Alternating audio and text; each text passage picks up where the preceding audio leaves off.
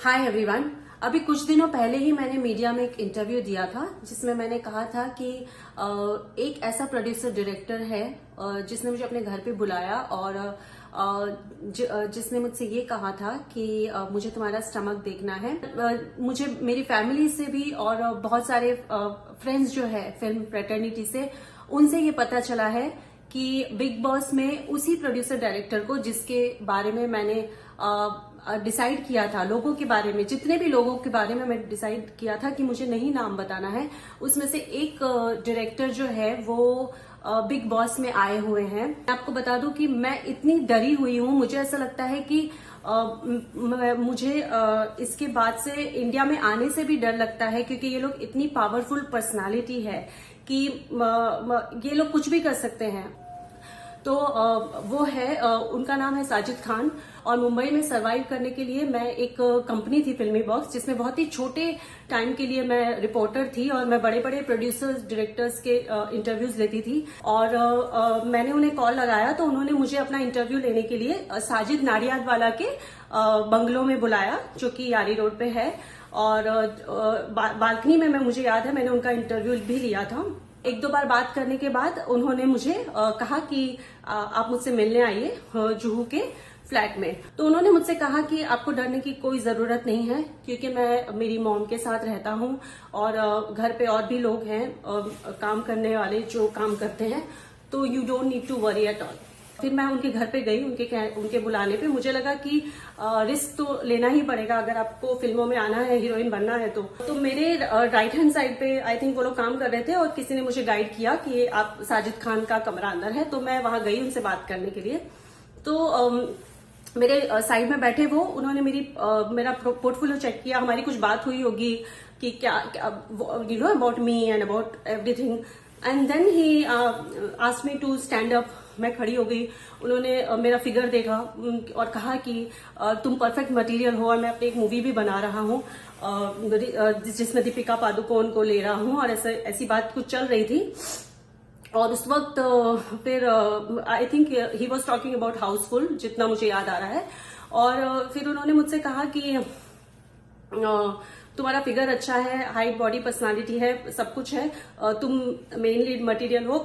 फिर वो उनके कमरे में जैसे बेड होता है और वो वहां पर आराम से अपने कंफर्ट जोन में बैठे हुए थे, क्योंकि वो मेरा घर नहीं था। तो मैं दूर थोड़ी सी उनसे डिस्टेंस मेंटेन करके बैठी हुई थी। फिर उन्होंने मुझे कहा कि मुझे तुम्हारा स्टमक देखना है, because I want to see your stomach and don't worry. उन्होंने बोला कि मैं तुम्हें टच नहीं करूंगा, मुझे टच नहीं करना है। तो मैंने उनसे कहा कि मैं आपको अपना स्टमक नहीं दिखा सकती हूँ। तो मैंने उनसे हाथ जोड़कर कहा कि मैं आपको अपना स्टमक नहीं दिखा सकती हूँ, आप अगर मूवी में मुझे लेंगे तो मुझे बता दीजिएगा। तो उन्होंने भी पोर्टफोलियो मेरा बंद कर दिया और मुझसे कहा कि ठीक है, फिर मैं भी आपको मूवी में नहीं ले सकता हूँ। वो बात खत्म हुई और उसके बाद मैं अपने घर चली गई। इसके बाद क्या हुआ था कि समहाउ जब मैं दिया और बाती हम कर रही थी तो मेरा कांटेक्ट हुआ साजिद खान जी से फिर से। तो इस बार मुझे लगा कि अभी पोर्टफोलियो की तो जरूरत नहीं है, क्योंकि ऑलरेडी काफी सालों से मैं मूवीज कर रही थी, एड्स कर रही थी, कमर्शियल एड्स कर रही थी, काफी काम कर ही रही थी। तो फिर भी मुझे ऐसा लगा कि कहीं ना हम फिल्म इंडस्ट्री में एक दूसरे से लोग टकराते रहते हैं, मिलते रहते हैं, तो शायद उनमें कोई चेंज आया हो या शायद वो बदल गए हो। तो मैं बहुत ही सिंपल से अपने कुर्ती और ऐसे ड्रेसअप के साथ उनसे मिलने गई, बिकॉज उन्होंने मुझे बुलाया था घर पे। तो मैं उनसे मिलने गई और मैंने उनसे फिर से कहा कि सर मुझे जो है वो मूवी में काम करना है आपके साथ। तो उन्होंने मुझे यही कहा, उस दिन भी उन्होंने मुझसे यही कहा कि तुम बहुत ही सिंपल सी लड़की हो और मुझे बोल्ड लड़कियां चाहिए मेरी मूवीज के लिए। तो इसलिए I can not see you fit into my movies because you are not that bold kind of girl. तो फिर भी मुझे ऐसा लगा कि it's okay fine. Then later एक दिन फोन पे मेरी बात हुई थी, मेरे साथ एक और आर्टिस्ट भी थी उस दिन। खैर मैं किसी और का नाम या किसी को बीच में इन्वॉल्व नहीं करना चाहती हूँ, it's my thing which I am talking about. तो उन्होंने मुझे फोन पे एक बात कही थी, आखिरी बार मेरी उनसे तभी बात हुई और उन्होंने कहा कि मुझे तुमसे मतलब वो शादी भी करना चाहते थे, ऐसी कुछ बात हुई थी। और फिर मैंने कहा कि क्योंकि मेरा ऑलरेडी एक एक्सपीरियंस था कि मैं एक बड़े प्रोड्यूसर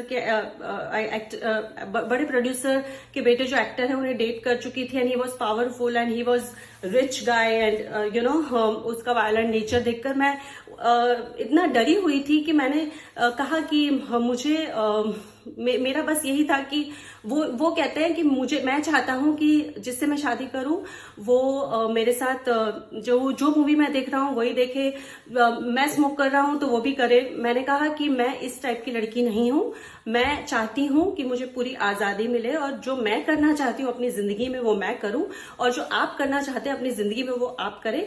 और इसीलिए ही मैं डोमिनेटिंग इंसान के साथ रिलेशनशिप में नहीं आना चाहती हूँ।